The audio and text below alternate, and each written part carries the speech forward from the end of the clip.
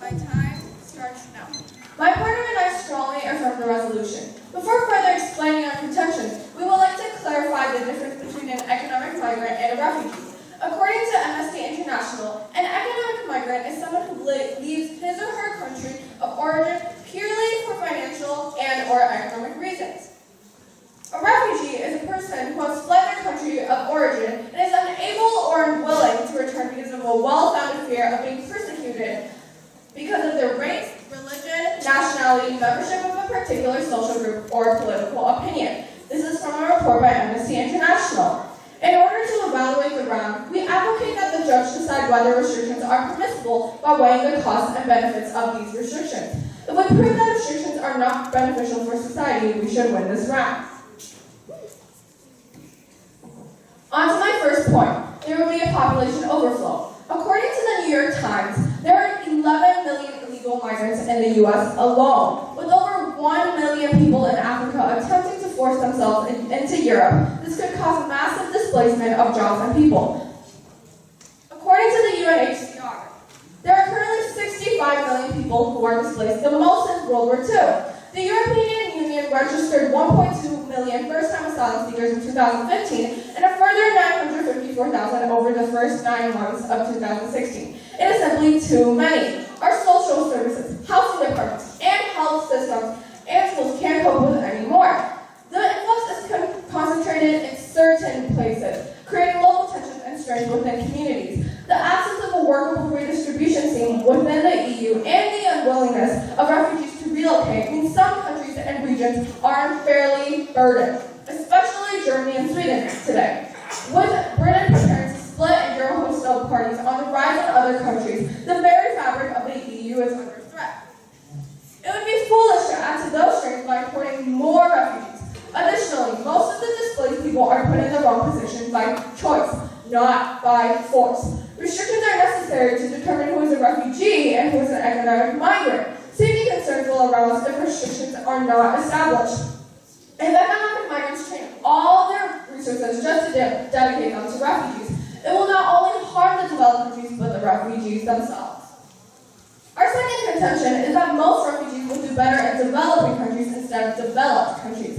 If refugees are placed in developed countries, many of them have a high rate of not being able to successfully find suitable jobs because these systems will only have complicated jobs that refugees will not be able to work for. In fact, according to the UNRWA, a large number of refugees are living in developing countries already.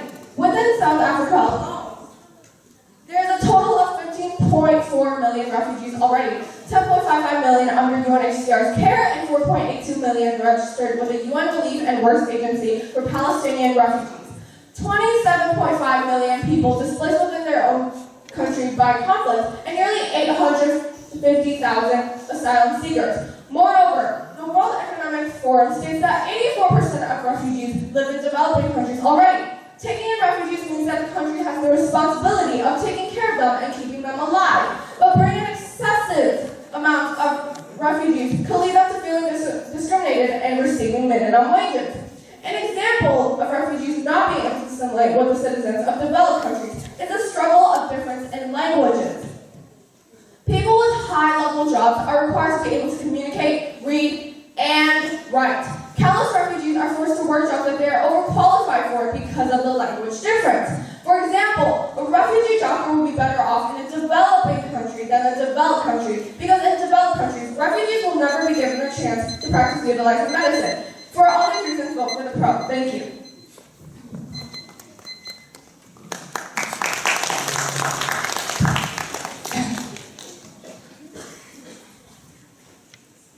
Judge ready? Opponents ready? My time starts now. 1 in every 100 people in our world today are being forced to leave his or her home country. While accepting refugees also lead to multiple benefits, all developed countries have the obligation to help. Therefore, for the motion, on balance, refugee restrictions in developed countries are permissible, we strongly stand high. Our framework is consequentialism. This means that this debate should argue over consequences that refugee restrictions bring to the developed countries and developing countries. We should prioritize this framework because we're arguing for the long-term effect that restrictions bring to the whole world of all perspectives.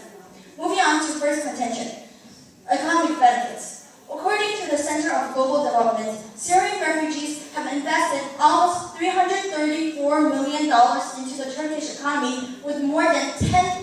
Syrian-owned businesses employing an average of 9.4 workers. These shows that refugees can boost the host country's economy and start new business while providing more jobs to the local and the refugees. Refugees to the southeast Michigan contributed as much as $295 million to the region's economy and created as much as 2,300 jobs last year, according to a study by Global Institute. The impact of this can decrease the unemployment rate of the lower countries and also benefit the economy overall. Moving on to second contention, moral obligation. Supplement A, refugee needs protection. Many refugees are suffering and they need protection.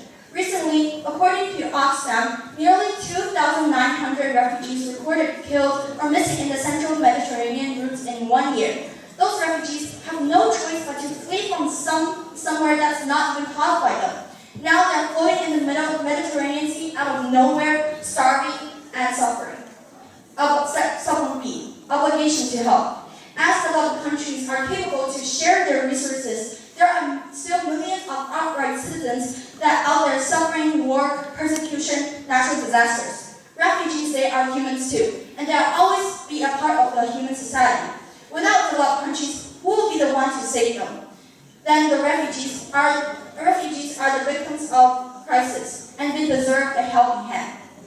Contention 3, restrictions causes harms. Excluding refugees will lead to more refugees trying to use illegal means to cross the borders. Obviously, this will lead to an increase in security risks and the developed country because whose illegal immigrants are not being checked through the security. Over 5,000 people died in the Mediterranean attempting to reach Europe. Instead of offering safe passage, Europe had deterrent and brutal border enforcement often forced people into the hands of smugglers. However, by opening up our borders, refugees will be able to come into the developed countries through a systemic and safe way, which guarantees everyone's safety. Even though there might be a possibility of terrorists, however, developed countries can educate them and solve the root of the problem.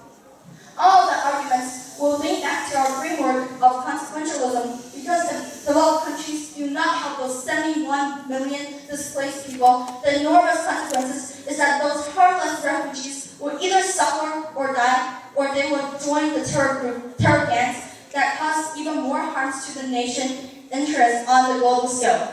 After all, those negative consequences will not occur if restrictions are not permissible. Therefore, we believe that on balance, refugee restrictions in developed countries are not permissible. Thank you.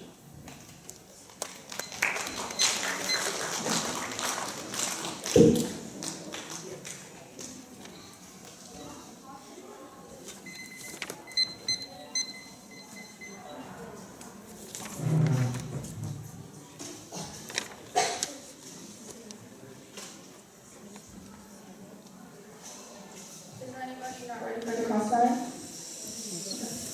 My time starts now. Are the refugees the only ones who have rights? No. Then what if a government that's actually just endanger their own citizens? Let me rephrase it. You're saying that we should also take care of the local citizens, right? Yes, we're trying to say why, how are you sure that all the refugees will not cause burden for the citizens of the developed countries? Okay, so we're saying that when we let those refugees in, first of all, we're making sure those local citizens' safety first, and then get in those refugees. So isn't that just a restriction then, if you're trying to make sure that there's a specific limit? That's not what I mean. Then can you please explain? Okay, so what I mean is that since developed countries, they have the more resources that they can take in those refugees, and that means their local citizens, as local citizens, they are capable to hold those refugees, and the developed countries can actually hold those refugees. But how are you sure that I believe it's my question. If developed countries are not even feasible for taking care of refugees, then who will? Developing countries. Then, okay, so I follow. So So we have, in our current world, the less developed countries, they already have like 80% of the refugees, as you said in your speech, right?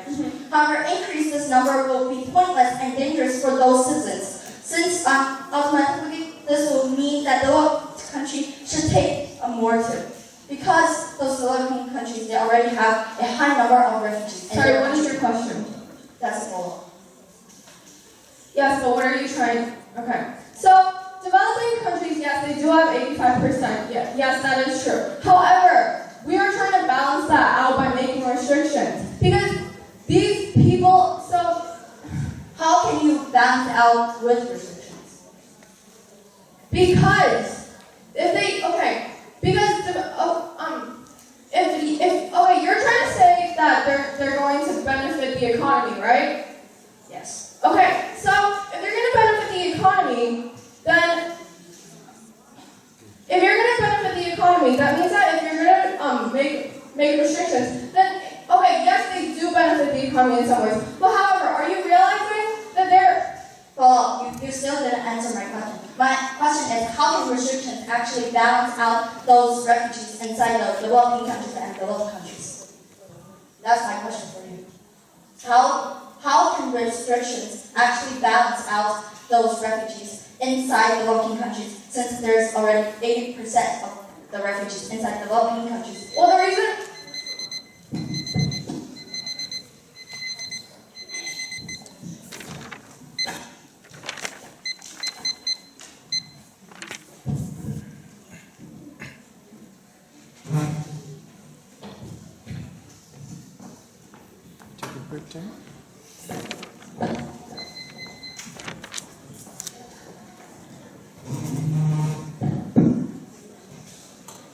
Is everyone ready?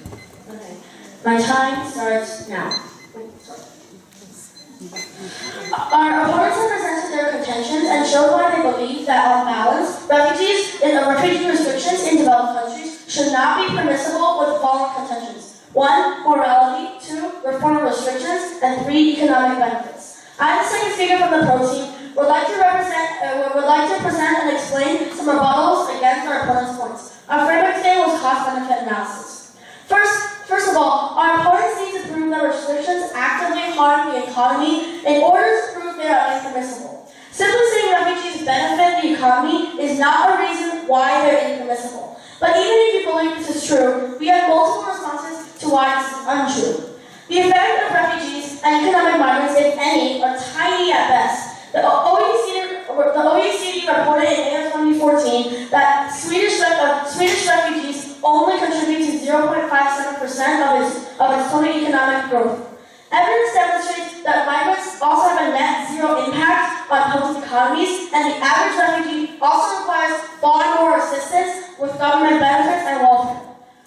We also have to look at the bigger picture. They do not consider how much money is actually spent on supporting these refugees. According to Reuters, Germany alone has spent almost 100 billion euros on these refugees. The influx of these migrants depresses wages in the host country and increases the price for fundamental necessities. The UN says in 2012 that refugees compete with the local citizens for scarce resources such as land, water, housing, food, and medical services. Also, they mentioned morality. Applying a universal law to everyone does not work out because of cultural relativism, which means that different cultures have different values. It is immoral for us to hold every single culture and individual to the same standard of morals. Additionally, it's these differences in morality that cause refugee crises in the first place, because they are escaping people who possess different values from them. Actually, it may be immoral to remove these restrictions, as it would equalize economic migrants and refugees and give rights to economic migrants that are not actual legitimate refugees. Lastly, they say that we should reform refugee restrictions. Our opponents claim that restrictions need to be reformed, but there are several problems with this logic. Logistically, this simply would not work out. By overcomplicating the system, we are exploiting the poor to pay more taxes to fund a system that does not need to be fixed. According to the UN Refugee Agency in 2012, the need to rent accommodation for office and residential purposes, not just for refugees, but also for locally engaged staff in response to the refugee situation, increases the rent, benefiting those who are property owners, but adversely affecting the poor and those on fixed incomes, while also generating inflationary effects. Likewise, increased demand for food and other commodities lead to price rises in the market, which will not benefit the poorest. Judge, our opponents have not proven how there is a fundamental benefit to bring this radical overhaul to our current refugee system. Our evidence tells you that this would not only tax the poor citizens, but more importantly, harm government officials. And if there is a need for us to fix the system, we should not destroy it.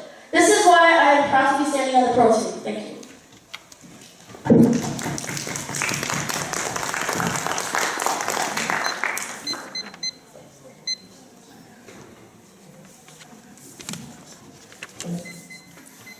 Everyone ready?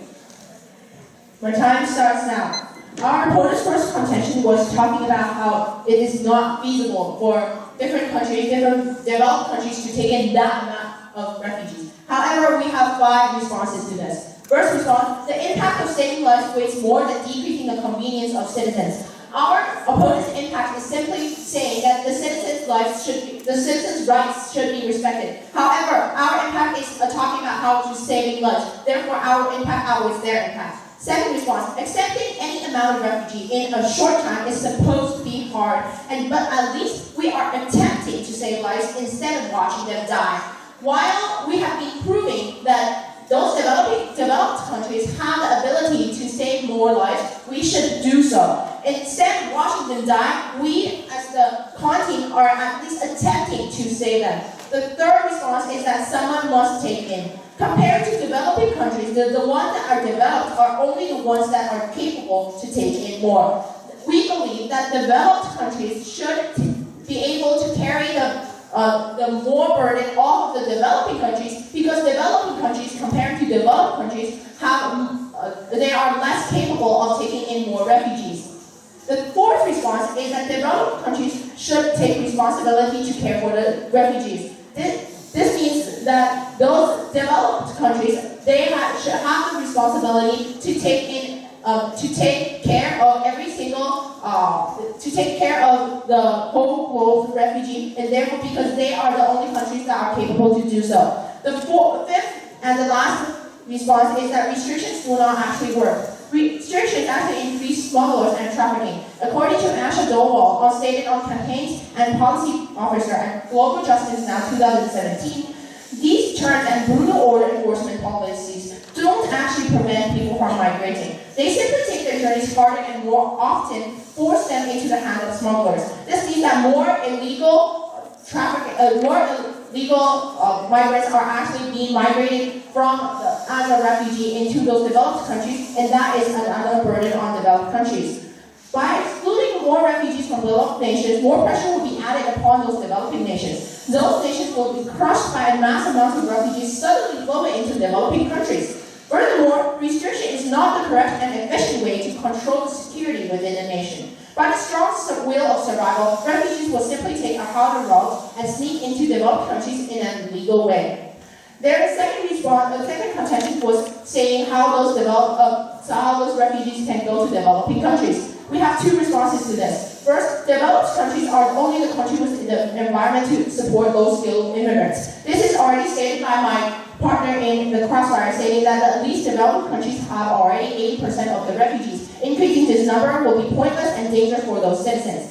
My second response is that it causes other countries to collapse, which includes the developing countries. If Europe slows or stops Syrian migration, Lebanon and Jordan will totter or even tumble under the weight of refugees. Each nation already hosts nearly 1 million displaced people. The cost of feeding and housing these displaced people is enormous, as there are security risks. This is stated by Richard Minner on November 14, 2015. This means that if the states collapse, which is proven by this person, there will be more war, more terrorism, and more refugees, stated by John Barron on November 15, 2015. This means state collapse and failure in this region raises the risk of spreading a civil war, and that increases more war, more terrorism, and more refugees. Due to all the reasons above, we strongly stand for con. Thank you.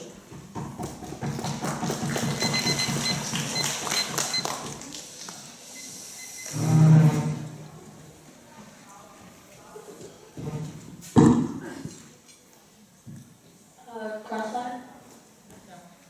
No, B. we do not need part-time.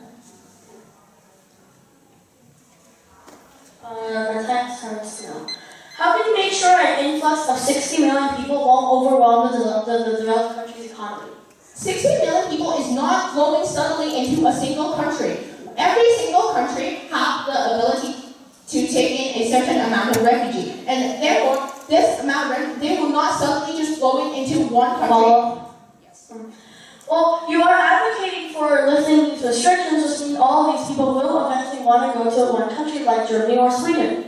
How can you prove that all 60 or 70 million refugees will suddenly flow into one single country? Well, Germany is the only European Union country that does not respect the UN guideline, and it is the only European country, except for Sweden, that has an open door policy, which means that it has better welfare and benefits for the refugees. And then? I just told you why. Because they'll have better welfare situations, and the government will be loose on them. But the problem is, you have already stated that Germany is the only country who have open door policy in Europe, right? So that means if in the cons world, that means every single developed countries are not permissible to take restrictions. That means every single developed countries have open doors. That means those refugees have a more diverse selection of countries to go to instead of flooding all to Germany. Germany is flooded just because it is the only country that is open door policy in Europe. I believe it's my turn to ask a question now. We have proven restrictions will lead to more refugees crossing the border through illegal means, which is a larger harm to the developed country. How can our opponents respond on that? Can you please repeat your question? So we have just proven that restriction causes more refugees to cross through the border through illegal means. And that is a much larger harm to the country compared to opening borders. We are not saying that we will actually put more restrictions. We are only simply saying that we should not let these refugees cross into these countries because they will overwhelm the current system in those countries. However, you have a follow-up. Yes. However, you have never proven that every single refugee will go to only a single country. I have just said that they will go to one or two countries simply because one of them doesn't follow. And also, you cannot change a country's laws just voluntarily like that. You will have to go through a strict process, which means that the laws in Germany and Sweden regarding these welfare issues, they will not end, which will cause most refugees to go there anyways. But changing whether or not the laws is not what we're discussing in this debate, and we should not interfere. That was not my main point. My main point was that Germany and Sweden has those welfare laws, which makes those two countries much more appealing to those refugees, even if every other country has the open door policy, which is impossible. So, what do you want to show?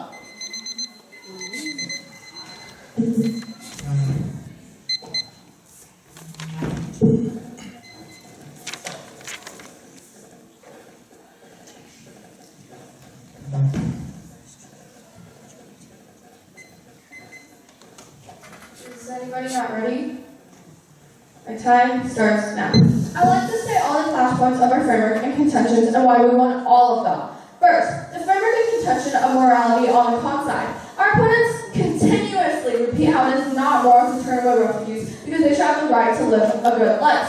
However, everyone has their own definition of their individual morality framework. Our opponents aren't capable of giving a specific explanation of morality. It is simply too vague. There's no exact right or wrong in our world. Everyone has their own perspective on different things, meaning that there's no way that 100% of all humans will agree on anything. In this case, citizens of developed countries also have their own rights. It's not just the refugees. Difference in morality is the reason why we have refugees in the first place. Second, the overflow of people BS to spur economic development. The con team may want to say that refugees can spur economic development, but if countless refugees come to a country, none of them will get a low-income job. Yes, some refugees can actually create a job, but we need to realize that jobs that the country can handle. And when there's not enough, there will be an overflow of people wanting and looking for jobs. What is the result? Chaos. Additionally, developed countries vs. developing countries. We constantly say that putting refugees in developed countries will be better than putting them in developing countries. The reason why they think this way is because only developed countries have the ability to take in refugees and that it will benefit. However, there is no reason for developed countries to be responsible for the things that developing countries can't do. Developing countries should be required to focus more on their economy in order for refugees not to overflow the population of developed countries.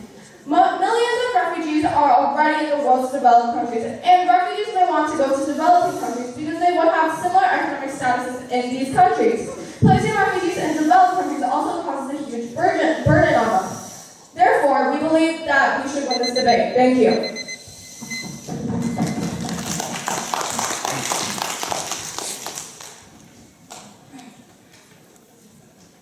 Just ready. Everyone's ready.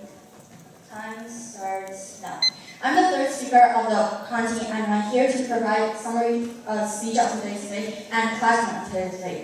Okay, so there are three main class points of today's debate. First, developing countries versus developed countries. The opponent team has stated that refugees can do better in developing countries, and that's why we should all send those refugees into developing countries. However, as Pro Team already stated, that 80% of refugees are in developed countries. That just helps our side, since there are an overflow of refugees inside the developing countries. How is that beneficial to the developing countries? Overall, developing countries do not have enough resources to help all of the refugees, as our second speaker already stated. The opponent team also stated that refugees will flow into one single developed country, but however, that's not reasonable since there are a lot of developed countries in today's world, and then all of those refugees will distribute to each developed countries. Therefore, we win that class point. Second class point is benefits and harms. The opponent team rebutted our points by saying that our points don't have any benefits, but however, that's simply not true. We have already proven that refugees will create more jobs and contribute to our economy, and we have evidence showing that there is no competition with the local citizens. Therefore, it actually benefits the economy. Therefore, we win that class point too. After all, the third class point is morality. And the second speaker already proved by saying if developed countries do not take in, no one else can take it. And the refugees' lives against the citizens' convenience is actually more important. Therefore, with all the reasons above, we win all the class points, and we believe that we win today's debate. Thank you.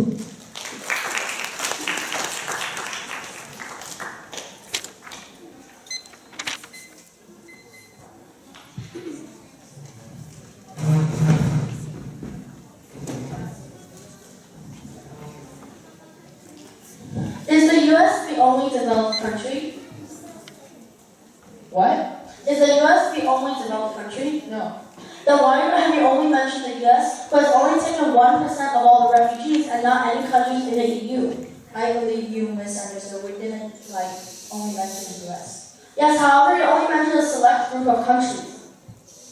I believe you actually misunderstood. What we're saying that with all numbers of developed countries in today's world, that those refugees can actually go to different developed countries. And how would you get them there? You just advocated for two different opposite points, one being in developing countries and the other in developed. Then are you just saying that we should just leave those refugees inside the less developed countries? However, yes, how will you actually get the 80% of refugees even to those developed countries?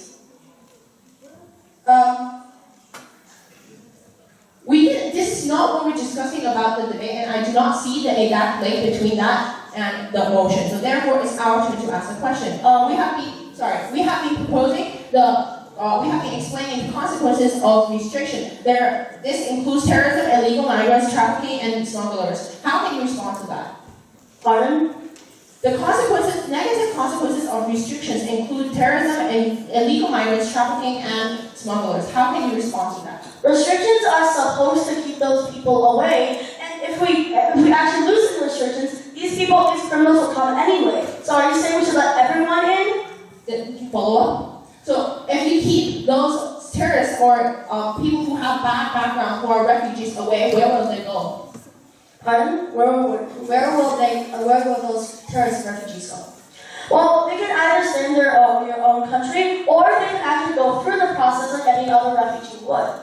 That will actually cause more problem because while these terrorists stay in their own country, that is causing the own country to become, the terrorists will become more. And if we actually accept those people, these refugees who have bad backgrounds, we can actually educate them and take them in as a developed country. So you're advocating that we take these terrorists in and then educate them about Western morals?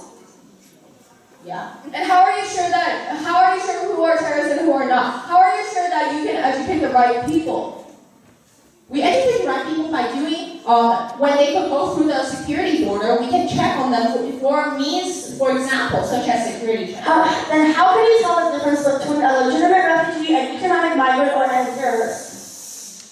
This is not what we're discussing about this debate. This is whether we are discussing whether. Yes, I am asking you this because you just told me that we can just check through them at the security gates. So how does that relate to the population?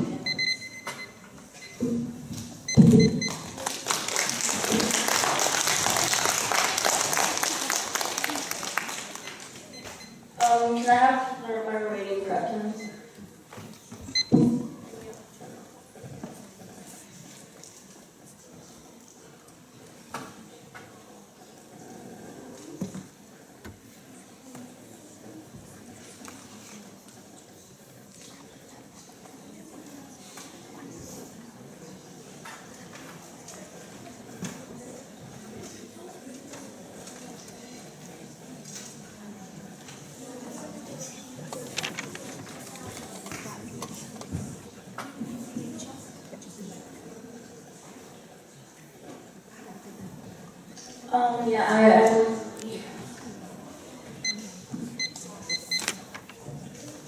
Is everyone ready?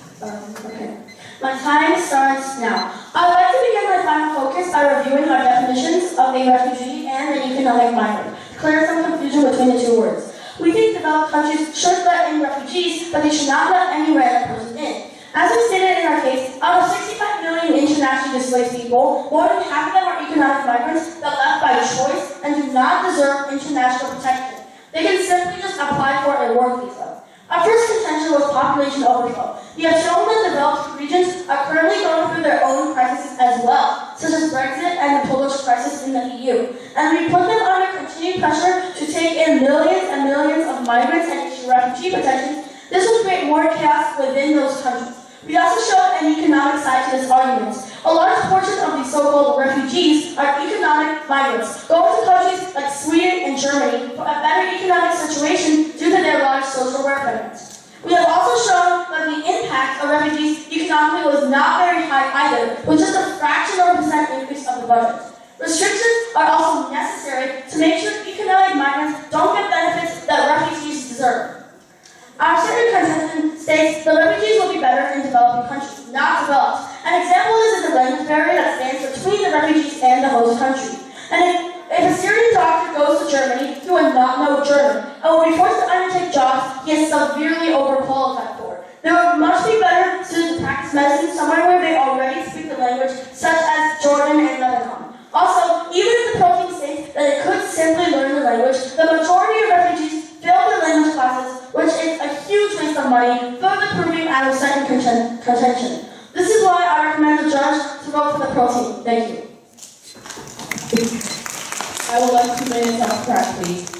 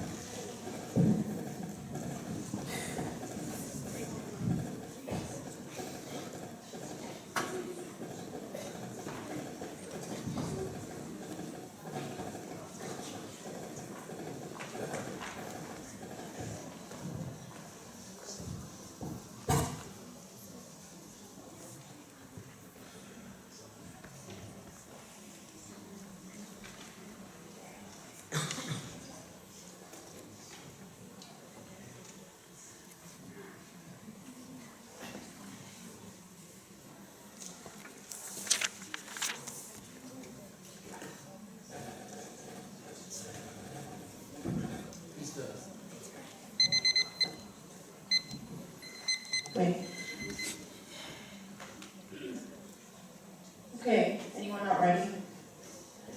My time? 2 minutes, my time starts now. Our opponents have been constantly saying that they focused on how to get the migrants overseas and how to have security checks. But however, they lost the focus of today's debate. This debate is not to respond to how to get the migrants and the refugees overseas, but actually to focus on what is the final consequence of restrictions.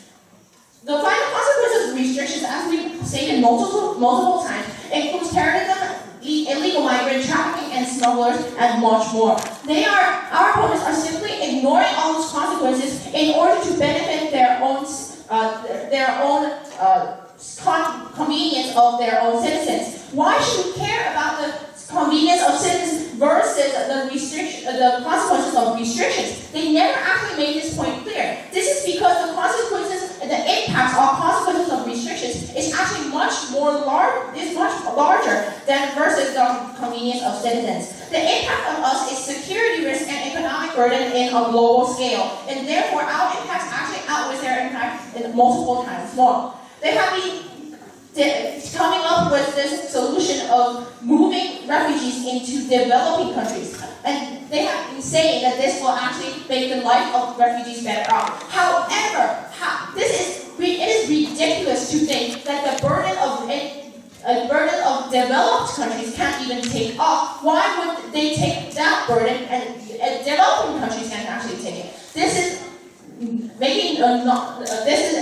not making any sense. Just because developing countries, we have already stated that developing countries take 80% of all refugees. However, those refugees cannot actually take a better off life that is better off in developing countries. After all, we believe that the Pao CL win today's debate. Thank you.